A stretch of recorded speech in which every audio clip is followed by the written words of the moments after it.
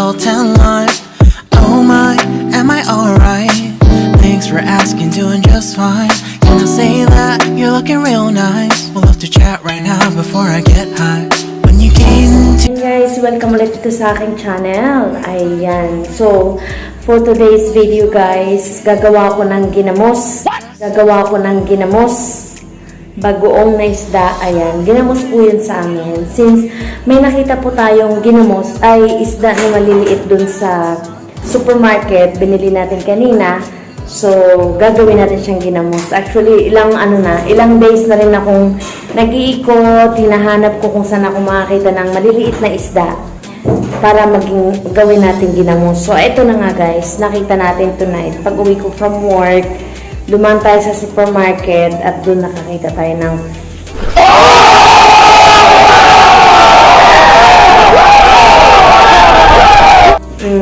maliliit na isda. So, here we go guys. Watch nyo. Napakita ko sa inyo kung paano ko siya gagawin ginamos. Ayan, masarap yan. Alam nyo ba yung ginamos? Kasi masarap yun siya. Halimbawa, sa saging na nilaga, sa balinghoy na nilaga. Ayan, masarap yan siya sa usawan guys. So, ipapakita ko sa inyo kung paano ko siya gagawin. So, malay nyo makawa kayo ng tricks kung paano siya gagawin, diba guys? Actually, sa amin yun sa Bisaya, yun talaga yung ginagawa namin. So, tara! Ayan guys, ito yung ating ginamos.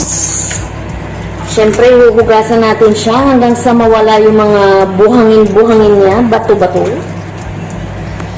So, ito guys, pang-limang hugas ko na to. Para talagang sure natin na wala siyang buhangin-buhangin dyan.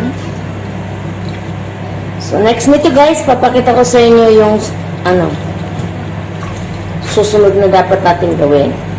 So, hugas lang guys. Hugas, waswas, sala. Ayan.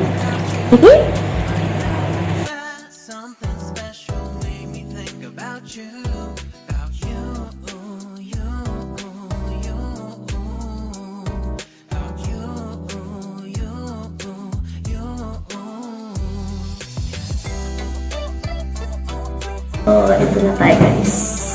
Gagawa na tayo. Uy, yung aking kamera. Ayan. So, ito na tayo guys. Ayun na nga sa sinabi ko. Ito na, may extra asin ako kasi feel ko hindi magkakasya ito. So, ayan. Gagawin na siya natin. Ito yung ating isda na maliliit guys. Ito siya. So, nahugasan ko na ito ng 5 beses kanina. Nahugasan na natin siya. So, wala na siyang mga buhangin dyan or kahit na mga dumi. So, malinis talaga siya. Kasi, mas maganda yung sariling gawa natin. Kasi alam natin na kung gaano kalinis. So, ito na siya. Ngayon guys, ilalagay ko siya dito sa baso. Kasi, kung gaano siya kadami, halimbawa, isang baso siya na isda, ganyan, dapat isang baso din yung ating asin. Ayan, so ilalagay natin siya dito. Meron tayong bowl na, so ayan. Ayan, tingnan siya. Isa. So, I think mga 2 lang siya. Pwede na to. Actually, yung ating maliliit na isda may sumama, may kasama. Sama pa rin natin yan siya guys, syempre.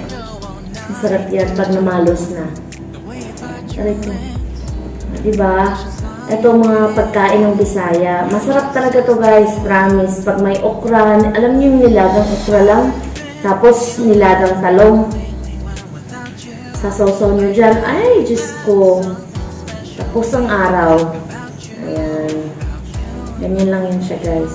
So, since 2 baso siya, maglalagay tayo ng asin.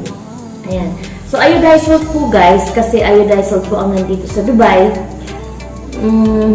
Meron po siyang rock salt yata dito, pero hindi ko alam kung saan ko siya hanapin. So, ito na lang tayo, ha? So, ayan. Oh, kulang nga. Kulang guys. So, magbubukas ako ng panibago.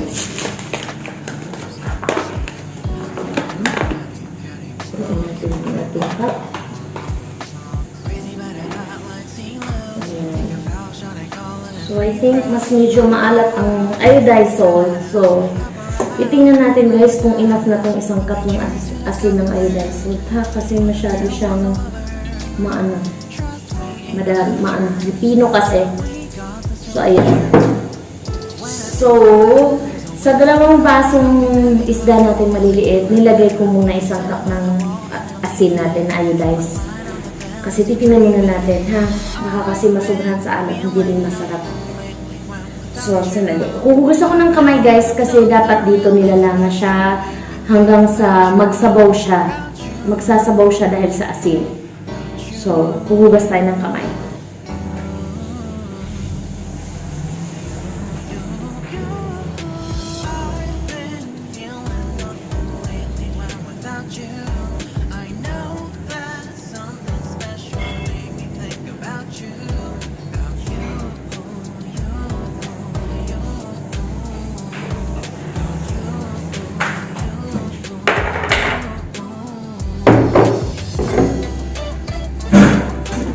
So ito guys, dito natin siya ilalagay mamaya.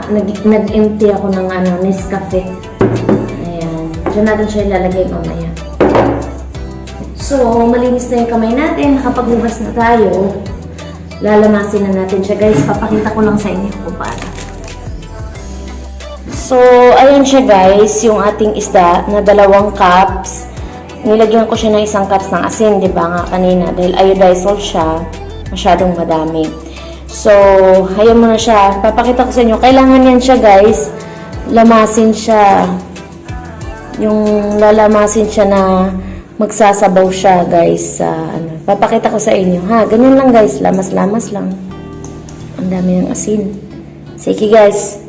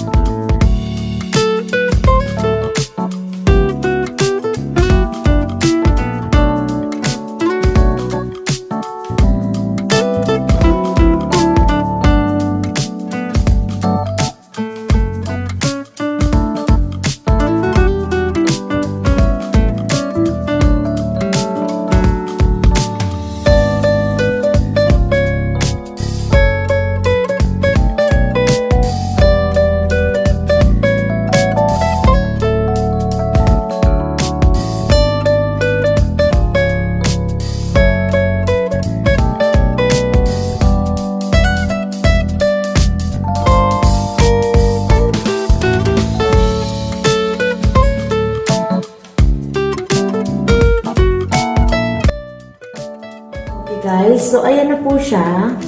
Nagsasabaw na yung ating isda sa asin. Ayan. So, pwede na yan guys. Lalagyan na natin siya sa... Huwag ko kayong mandidiri kasi sarili nyo naman siyang gawa. Kamay nyo naman, alam nyo naman na malinis nyo siyang ginawa.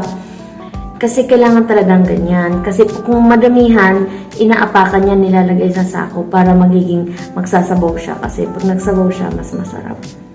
Ayan, ganyan na ho siya. So, lalagyan na natin sa lagayan natin.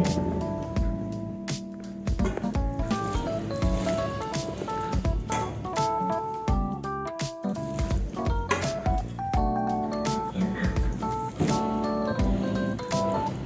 So, mga after 2 weeks, check natin guys kung pwede na natin siyang kainin.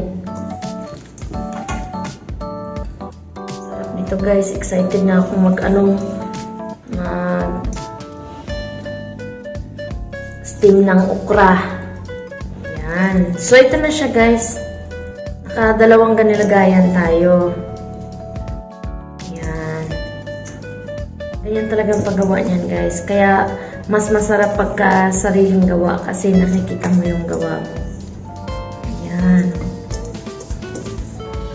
Ayan siya, guys. Ito na siya.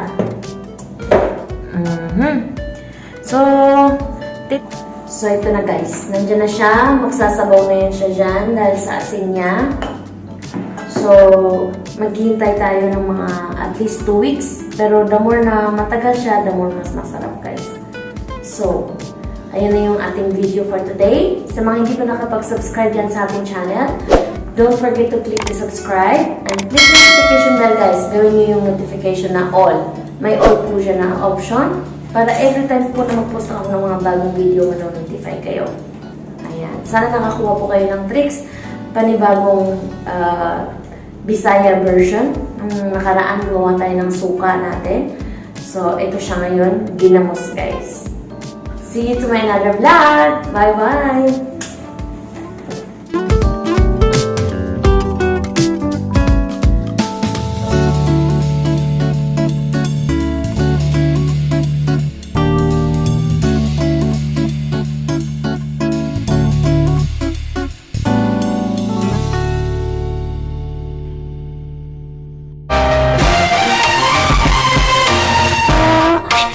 About you, and I think I have to listen because the sun is up, it's a beautiful day, the beginning will be as bright as the sun, and once you come along